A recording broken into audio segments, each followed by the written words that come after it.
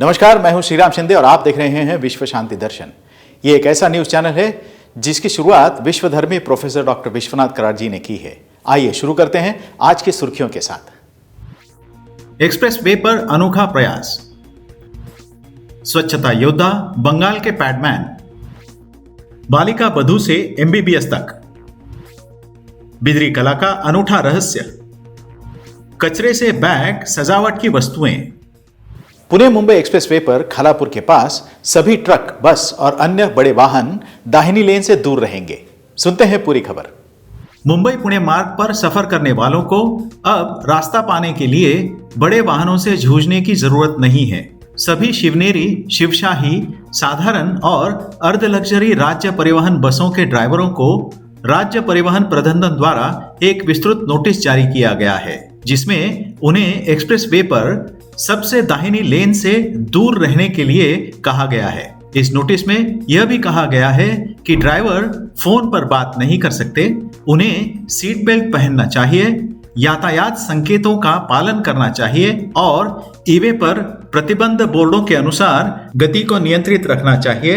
E-way पर कहीं भी वाहनों को खड़ा नहीं करना चाहिए और ओवर स्पीड नहीं करना चाहिए। नोटिस का पालन करने में विफल रहने पर ई चालान के अलावा कड़ी कार्रवाई की जा सकती है। मुंबई पुणे एक्सप्रेसवे और पुराने राजमार्ग पर दुर्घटनाओं को कम करने और चालकों को अनुशासित करने के लिए राज्य परिवहन विभाग के अभियान का समर्थन करने के लिए यह निर्णय लिया गया है। All India motor transport Congress द्वारा ट्रक और ट्रेलर तथा कंटेनर चालकों को अनिवार्य रूप से सीट बेल्ट पहनने और पुणे राजमार्गों पर सबसे दाहिनी लेन से दूर रहने के लिए कहा गया है। बंगाल के पैडमैन शोभन मुखर्जी दे रहे हैं स्वच्छता की सीख, डाल रहे हैं सैनिटरी नैपकिन के इस्तेमाल की आदत। शोभन मुखर्जी बंगाल की महिलाओं में सैनिटरी नैपकिन के इस्तेमाल की आदत डालने के लिए दिन रात जुटे हुए हैं। 23 वर्षीय शोभन का कहना है कि किशोरी तथा युवतियों में पैड को लेकर काफी झिझक रहती है। इस झिझक को दूर करने के लिए वह सेमिनार और शिविर आदि का आयोजन करते हैं। अभिनेता अक्षय कुमार ने शोभन को बंगाल के पैडमैन का खिताब दिया है। उन्होंने कोलकाता नगर निगम के साथ 70 पे एंड यूज टॉयलेट में सैनिटरी नैपकिन वेंडिंग मशीन लगाए हैं। शोभन की मुहिम में उनकी मां ने हर कदम पर उनका साथ दिया है। सारे लोग मजाक बना रहे थे, तब मां ने ही ढाढ़स बंधाया। 8 साल की उम्र में हुई थी शादी, परिवार वालों के साथ और अपनी लगन से बनी है आज डॉक्टर। सुनते हैं रूपा यादव की कहानी। बीकानेर के सरदार पटेल मेडिकल कॉलेज में पढ़ने वाली डॉक्टर रूपा यादव का रिजल्ट आ गया और वह इतने अच्छे नंबर से पास हुई कि कोई सोच भी नहीं सकता था। मेडिकल की पढ़ाई के दौरान ही उन्होंने अपनी बच्ची को जन्म दिया था और उसकी देखभाल करते हुए ही फाइनल परीक्षा भी दी थी। डॉक्टर रूपा एक बालिका बधू थी। रूपा का विवाह तभी हुआ था जब वह महज 8 साल की थी। राजस्थान के एक छोटे से गांव करीरी में एक सबल किसान परिवार में जन्मी थी रूपा। रूपा के पिता मालीराम यादव रूपा को खूब पढ़ाना चाहते थे, पर बड़े भाई से किए गए वादे को निभाने पर मजबूर थे। रूपा की बेटी महज 25 दिन की थी जब उनका प्री फाइनल का पेपर था, पर रूपा ने हर मुश्किल को पार करते हुए बहुत अच्छे नंबरों से परीक्षा पास की। बालिका बधू रूपा आज डॉक्टर रूपा बन गई हैं। फिलहाल वह पीजी करने की तैयारी में जुट गई हैं और आगे चलकर अपने ही गांव में एक अस्पताल खोलना चाहती हैं। विश्व शांति दर्शन द्वारा विश्व शांति छात्र फिल्म महोत्सव का आयोजन किया जा रहा है, जो पुणे स्थित विश्व शांति गुंबद से प्रेरित है। विज्ञान और अध्यात्म के एकत्रित माध्यम से शांति की संस्कृति को बढ़ाने के लिए इस महोत्सव का आयोजन हो रहा है। इसमें सहभागी विद्यार्थी कम से कम 5 और ज्यादा से ज्यादा 8 मिनट की फिल्में भेज सकते हैं। फिल्म, टेलीविजन, डिजाइन और मीडिया के छात्रों को अपनी प्रतिभा दिखाने और नगद पुरस्कार जीतने का यह एक अच्छा अवसर है।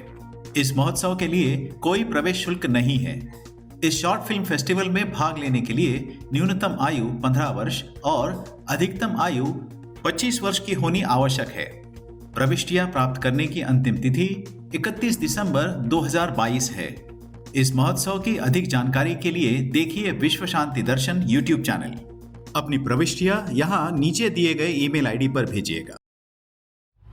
सदियों पुरानी बिदरी कला ने फारसी सुल्तानों के माध्यम से भारत में प्रवेश किया था और आज भी लोगों को मंत्रमुग्ध कर रही है। लेते हैं ज्यादा जानकारी। दक्कन क्षेत्र की 600 साल पुरानी कला बिदरी के बारे में कहा जाता है कि इसका रहस्य कर्नाटक में बीदर किले की मिट्टी में दबा हुआ है। कहा जाता है कि बिदरी कला की उत्पत्ति बहमनी सुल्तानों के शासनकाल में 14वीं शताब्दी में हुई थी। फारसी सुल्तानों ने बीदर में शासन किया और इस कला को यहाँ ले आए। पूरा दक्कन इस कला से मुग्ध था और यह कर्नाटक से लेकर वर्तमान हैदराबाद तक फैल गई। हैदराबादी निजामों को यह कला पसंद थी। उन्होंने इन कलाकारों को अपने शहर में आमंत्रित किया, जहां आज भी ये कलाकार मौजूद हैं। शाही संरक्षण का आनंद लेते हुए बहुत सारे बिदरी कार्यकर्ता कर्नाटक से चले गए और हैदराबाद में अपनी इकाइयां स्थापित की। बिदरी को बहुत कौशल और समय की आवश्यकता होती है और कला के जटिल कार्यों को बनाने के लिए एक खास मिट्टी का उपयोग किया जाता है। सबसे अजीब बात यह है कि यह मिट्टी कहां से आती है, यह सिर्फ बिदरी के कलाकार जानते हैं।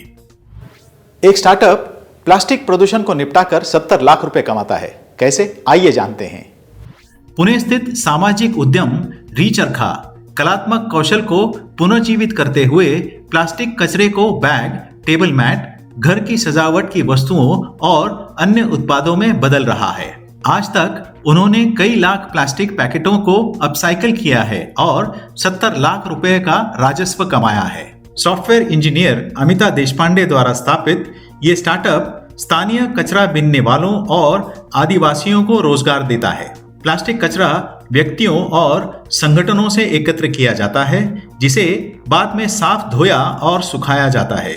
इसके बाद इसे रंग के आधार पर विभाजित किया जाता है और पुनर्चक्रण इकाइयों को बुने जाने के लिए भेजा जाता है। उत्पादन प्रक्रिया में प्लास्टिक को चरखे पर सूत में काता जाता है। इसके बाद इसे हथकरघे पर प्लास्टिक फाइबर में बुना जाता है। मशीनों का उपयोग करने की तुलना में ये कदम उत्पादन प्रक्रिया में ऊर्जा की खपत को कम करने में मदद भी करते हैं। अक्सर देखा जाता है कि गिलहरियां हर समय कुछ ना कुछ चबाती रहती हैं। क्यों करती हैं ये ऐसा, आइए जानते हैं जाते जाते। गिलहरियों के आगे के 4 दांत काफी लंबे होते हैं और वे जीवन भर बढ़ते रहते हैं।